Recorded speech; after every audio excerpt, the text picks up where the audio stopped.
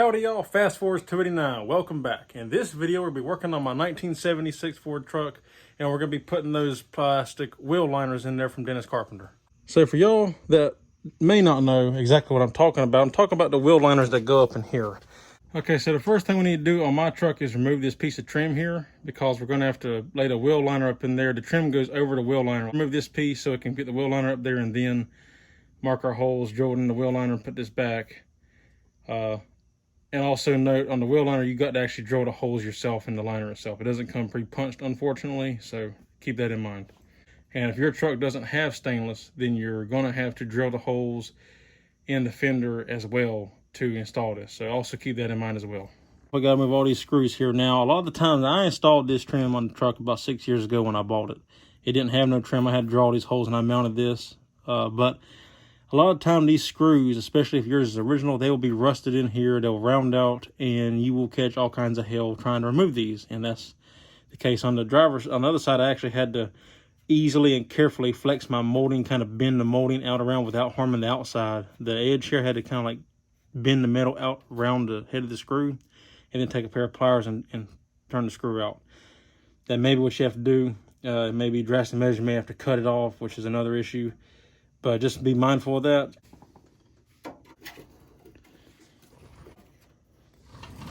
And you can see how that rust just gets on that screw.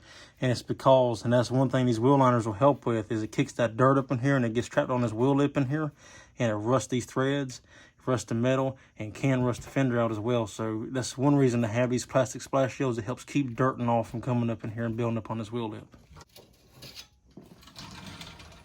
As you can see, it's a good idea to remove your trim every now and then anyway. I haven't removed this trim in 6 years since I put it on, so you can see just how much dirt gets trapped behind that trim over the years, you know. So we'll clean this up.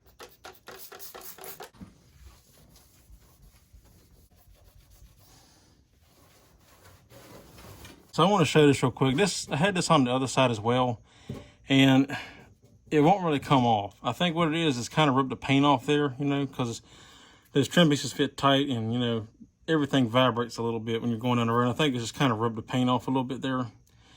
It's just the nature of it. But I guess where the plastic is soft, it'll kind of compress. You don't notice this. It completely hid the line on the other side. Also, you want to clean up in here really good. That way you're not trapping any dirt and stuff behind there. Because once that liner's in there, you're not going to be able to get to it anymore. So from underneath the truck, we've got to remove this bolt and this bolt here. They're both a 1/2 inch. And we're going to move this brace because you put the plastic liner up in here, then this will bolt the liner in and help hold it up here.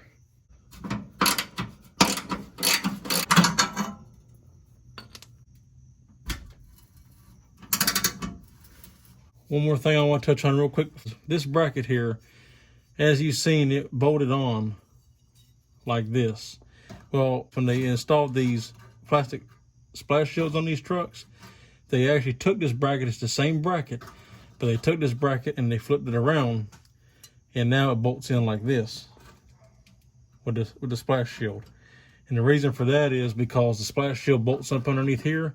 This holds the splash shield underneath here, so that sits flat, and then this will bolt in. So you got to remove this clip off this end here for this side, and this clip here will actually not be on the bracket anymore, but it will slide onto the fender.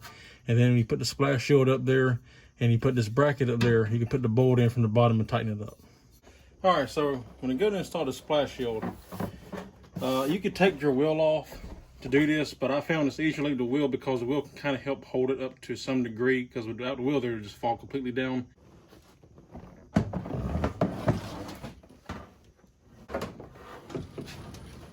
I'll tell you the truth, it seems like so far this one's fitting better than the driver's side did already, but we'll see. And if you have someone to help you, it'd be better, but it can be done. I did mine by myself, so it can be done. So that's roughly how it's going to look. I've discovered that it's easier if you start at the back. At least it was for me. If you start at the back, go ahead and get it lined up with the curvature in the fender, and put the screw in at the bottom to hold it, and go ahead and start screwing it along the fender lip as you go along, and then do the front last. That's the way it works best for me. If you find a better way that works for you, that's good. You can see they give you a factory hole in the liner here And you can use that if you want to. I made my own hole, and the reason for that is, and actually probably should come back and put a washer on it. It's just for extra stability, but it's fine for now. But the reason why I made my own hole instead of using this hole is that it's so close to where it's at the edge of this fender before it raises up. Plus there's spot welds here, and I didn't want to drill through my spot welds to potentially weaken the mounting bracket. So I just went ahead. There's a nice flat portion of metal that's like this wide underneath here. So I just picked a spot, drilled a hole in the liner, and mounted that way. So I went in and got it started, and I'm gonna show you how I make the holes in this plastic liner. So what I got is I got me just a old heat soldering iron here with the tip on it, and this is perfect because it'll melt through that plastic and help me also line the hole up with this tip in the hole there and center it, and then tell me where it needs to be to get it lined up perfect. You want it sort of back behind. You don't want it sticking out past the fender. You want it to be below the fender line. And I get it up there nice and tight. And then I'll take this because it's got a light build on it. And I can shine it in here and find the hole roughly about where it needs to be. And then I can take this and just stick right through it. And see, it lines right up with the hole perfectly. I can pull it down, and I make my hole a little bit oblong like the factory ones. That way it's got a little bit of adjustability. It can move as it needs to. And then let that cool down. And it's gonna leave a little ridge on top and bottom. I'll take my razor blade and trim it so it'll be flush.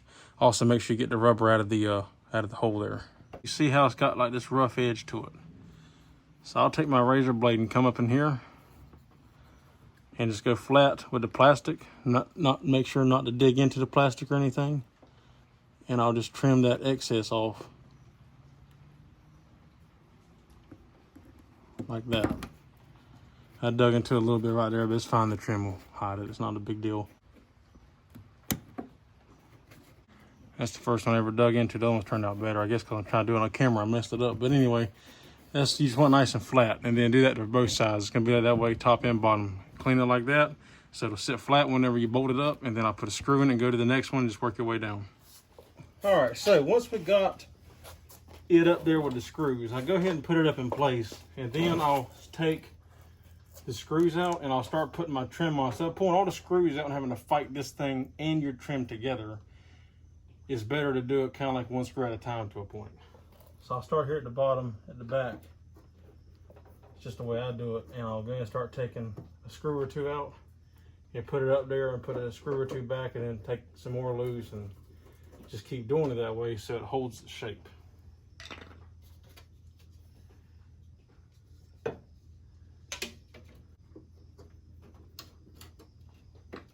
Now if you notice, I slotted the holes in that liner just like this trim. That way it's a factory look and fit. And this is how I do it all the way along. And then once I got all the screws started in the trim, and I can come back and actually fully go around and tighten them, and then that's it. So I'm not gonna bore you watching me this whole process, but that's how I do it. We are done. So let me take you on this journey and show you what I had to do and how the results turned out. Now I will say this side was a little bit finickier than the driver's side as far as fitment. I did get it done faster, mainly because I already had practice on the other side of how to approach it, but this side was a little bit more difficult as far as getting it to fit. So let's go underneath and take a look. So as you've seen, when we're up front, my body line all still looks good. This is nice and tight to the fender, so that's good. I ended up lying to you. Now, I don't know why. The other side, it hid it completely. You can still see the mark on this side. I may try to come back later after this has kind of better been molded to the truck and all, and has a better chance of fitting with some heat cycles from the sun and all that, being outdoors. Take this bag off and maybe magic eraser or clay bar this to get these lines off, because it didn't quite hide them this time. Or maybe as it settles, I can tighten this up some more and it'll pull it up tighter. Anyway, not a big deal. I can clean that later. Up here, you can't see it because I put the trim on now, but I ended up having to cut this liner because you seen right here, it was good. It was back behind the body line, but when it got right about here, when I got everything lined up, it was protruding out past the fender. And so I had to take my razor blade and come in here and just trim the edge of it off ever so slightly down to the bottom. you can still see right here. Let's see if I can get the camera to focus. You can see where that's the factory mold, and you can see where I trimmed it right there and, you know, blended it in right there. So that was a little bit of a chore, not a big deal. You know, this plastic is easy to trim. It wasn't really a chore, but that was a issue I had as far as fitment, because if it sticks out, for one, it looks like crap, and for two, this wouldn't fit flat. So that's one issue I had. Now, on the other side, I forgot to mention, I had to actually put another hole in this because the factory hole didn't line up in the liner, but on this one, it actually lined up this time. It just, you know, that's the kind of things you deal with this aftermarket stuff.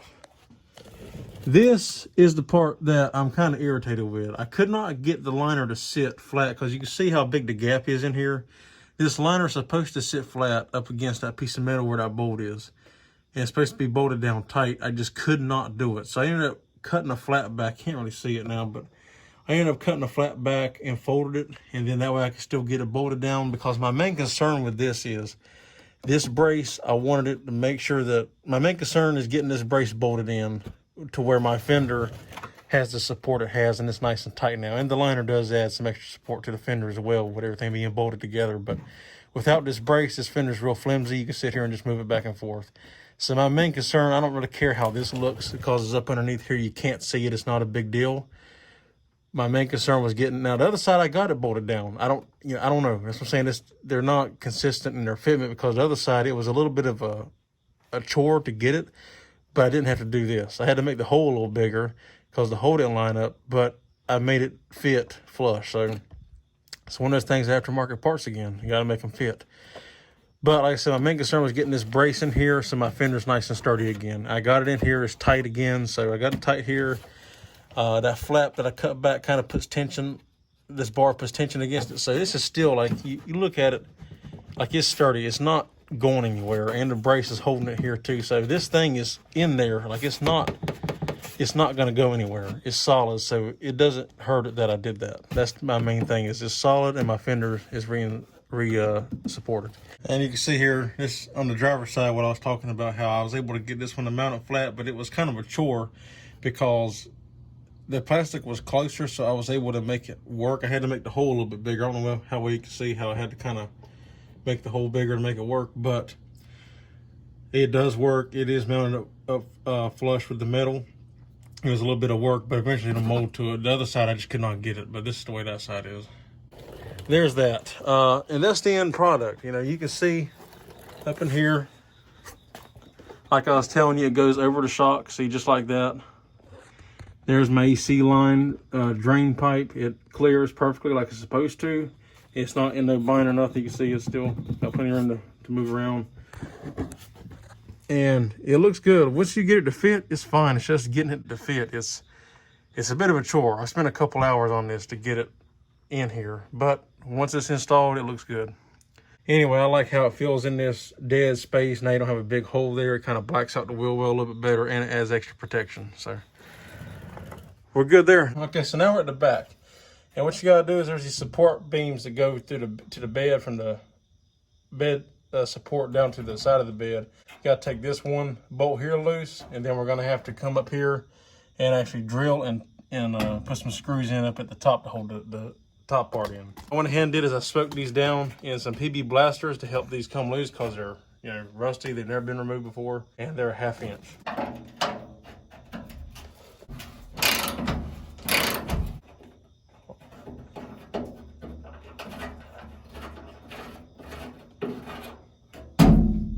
So one thing we need to do is, you can see how he got these perforations in here.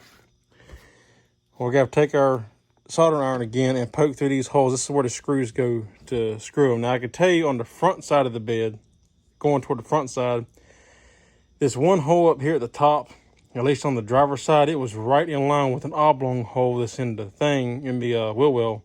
So it wouldn't go through. So I had to actually end up moving this over and making a new hole. So I'm probably not even gonna waste my time with this one. I'll just go and make a new hole next to it and then call it quits and be done with it. We gotta do that. And then we also got to bend this in the right direction. These will flip, you know, for front or back, but this goes toward the outside of the bed. Uh-oh, didn't mean to do that, but that's fine. It'll be all right. That's what I meant to do on the other hole, but you want it bent into the direction of the wheel lip. And on the front part of the bed, you're gonna have to trim this, and I'll show you all that. You gotta trim this to fit in there, but on the back side, you don't. It'll fit perfectly. And as for this, you wanna bend it in the direction it's gonna be mounted. And since they already kind of give you a line, all you gotta do is just follow it and bend it on around. Okay, that one's ready to get put in the truck. All right, so what I like to do is go ahead and get the bottom bolted in to the factory bracket and all with this hole that's already in the shield, and then we can get it marked up in place. What we gotta do is this is supposed to fit all the way against the side of the bed. That's why it's cut to the contour of the bed. Then we gotta trim this so it'll sit flat in there. I just kind of hold it in place, and I'll take my razor blade. You can mark it and then take it out and cut it. So we'll just cut it right here on this line. Just like so. And now it should fit up in here perfectly.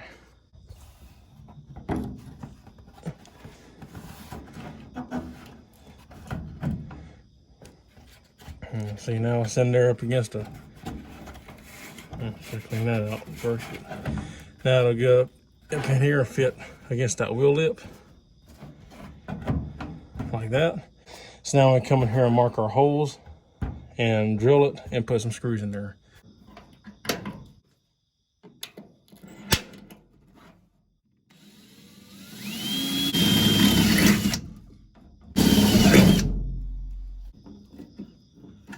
Once you get both your screws tightened down, it's literally the same process. Don't forget to tighten your bolt. It's the same process for the back. So I'm gonna go ahead and finish this up, finish tightening these up, get the back installed, and we'll come back, see how it looks after I'm done. All right, so time for a quick overview now. I got these installed now. See, it bolts in down there like I showed earlier. Then you got that tab that holds the space right. And I put these screws in here, but I might end up taking them back out and doing something like I did on the other side. And you can see I just popped me some sheet metal screws, which made it a whole lot easier, because for some reason these screws here, they're sorry screws. They ain't worth the metal that they're made out of. I caught all kinds of hell trying to get them to go in for some reason. So I ended up using those real quick, and they're nice and tight like they're supposed to be. And it looks good. So helps fill in that empty spot now on both sides. So help keep some of the dirt out of here.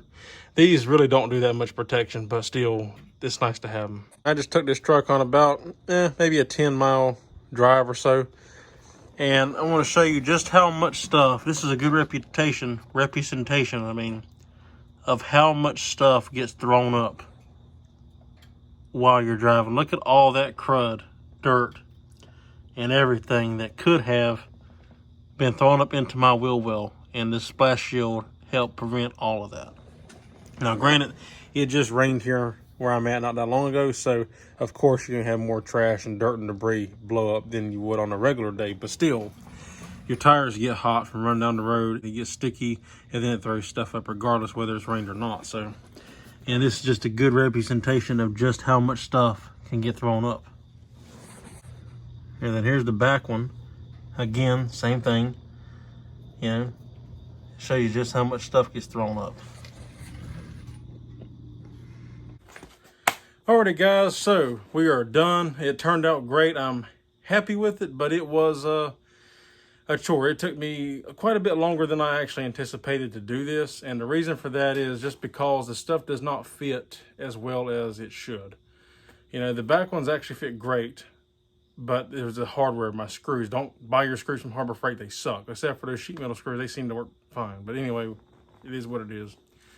That made it really the hardest part, trying to deal with those screws. They wouldn't go into a piece of simple sheet metal. So that made the hardest part of the rear install. But other than that, simple. The front, not terrible, but since you have to cut your own holes for your thing, in the picture, if you look at the picture of Dennis Carpenter, they got one picture that looks like a better quality unit, and maybe they used to sell better stuff that was already stamped with the Ford part numbers, which is what Dennis Carpenter usually does, has the 4 part numbers stamped into his stuff. They're not on these. So I don't know if they used to have a better unit and now they've just gotten cheap. Also note that the front ones said made in China. The rear ones had a sticker said made in USA. So, you know, go figure. What do you expect? So I don't know if their supplier or however they get the front ones ain't doing them like they used to or whatever. But there's that situation. All in all, they do work. They look good once they're installed. They do work, and they will serve their purpose. To be honest with you, though, for the price point, these, like for all 4, the 2 front ones and the rear ones was like $450, which is crazy for plastic. To me, it shouldn't have cost no more than $150, maybe $200 for all 4. You know, but you got $150 a piece for the 2 front ones, and I think the back ones were $17 a piece, I think. So I got these. They started putting splash shields in these trucks in 1976, mid-year of 76. They did 2 changes in 76 mid-year. They started putting the front splash shields in, and they changed the turn signals to amber instead of clear. The rear ones didn't come in until 77. But I figured if I'm going to do the front ones, I may as well do the rear ones. You know, the truck didn't come with the front ones. This truck just barely missed getting the splash shields. This truck was built in April of 76. So it just barely missed the changeover. And no, I actually like the clear lenses better, so I'm not going to change those to amber. I'm going to keep those clear because I think it look better with the color combo. I don't like amber lenses in these trucks when they're painted white and blue. They just don't look right in my opinion. My 77 is brown. The amber lenses look good in it, but that's just my personal preference. But I did want to put the splash shields in. It helps fill in the wheel well, kind of blackens out a little bit, fills in that blank spot, and we'll add extra protection up in the fender here, so then it's not getting that burst of sand, dirt, mud, and everything else that gets thrown up in there. So it'll add an extra layer of protection. And since I did the front ones, I figured why not do the back ones, especially as simple as they are. It's 2 screws and a bolt for each one. I figure, you know, if I'm gonna do one, I may as well do the other. It doesn't make sense to do one, not the other, really. So even though the back ones don't add that much protection, it will help. And if nothing else, it helps fill in that gap right there behind the wheel and kind of makes it look better, in my opinion. So this gives you an idea of what you'll have to do to make yours fit if your truck doesn't have them. And even if your truck does have them, if your truck is a mid or older year 76 or newer, because 76, mid-year 77, 8, and 9 all had the splash shields. So even if your truck did have them from the factory and yours is busted or whatever, you need new ones, you're gonna have to kind of modify them to put them in. Now, CJ Pawnee Parts also sells them. I don't know if their quality is any better. I went with Dennis Carpenter because I've always had high, and I'm not blaming this on Dennis Carpenter directly. They still sell great parts. I still recommend their parts. I just think these are overpriced for the quality and fitment that they are. But again, you know, it is what it is. This is the kind of stuff you deal with aftermarket stuff. You know, nothing's like the factory. So anyway, I'm rambling on here. I don't want to keep going on. I just want to kind of give an overview of my thoughts of this. Maybe check out CJ Pawnee Parts. You know, maybe it's probably the same supplier that supplies CJ and Dennis Carpenter, I would imagine. But all in all, yes, they do fit. Yes, they do work. They will serve their purpose. And once they are installed, you can't tell that they're not original. You know what I mean? Once they're in the truck, you can't really tell. So besides the fact that they look new and they're not all gray and cracked and busted like most of them, but you can't tell. You look at it, you would think that it came factory, you know. So I mean, it does work. Just got to finesse it, work at it. So anyway, I think I've covered all the bases on here on my review. I told you what I thought and showed you basically how to install them. You know, it did. And if you have any better ways, chime in the comments down below and tell me, hey, you know, could have done this or that. Maybe something I didn't think of. But in my opinion, the soldering iron and punching the holes through it and taking a razor blade and trimming off the excess seemed like the best, easiest, and quickest way with the best fitment, in my opinion. So, but if you have a better way, comment down below. I'm always up to learning new things. So anyway, enough of that. I'm glad to have them installed. They look great. They'll serve their purpose, and I'm happy to have it done. It's something I've been wanting to do to this truck for a while, and I ain't gonna lie, I've been on the fence about buying them because they do cost so much. They're a bit ridiculous for the price for a piece of plastic. And I know it's a big piece of plastic. They got to mold it, but it's a bit ridiculous for the price point a $400+, you know, plus oversized shipping. You got to pay oversized shipping because it's a big unit. So it's really kind of ridiculously priced for this, but it's something that I've been wanting to do, and I'm glad to have it done now. So if y'all have any questions, comments, or concerns, leave them in the drop box down below. If you like the video, give me a thumbs up. I'd appreciate that as always. If you're not subscribed, consider subscribing, and I'll appreciate it. And that's all for this one. So hope y'all enjoy it, and I'll see y'all on the next one. Take care.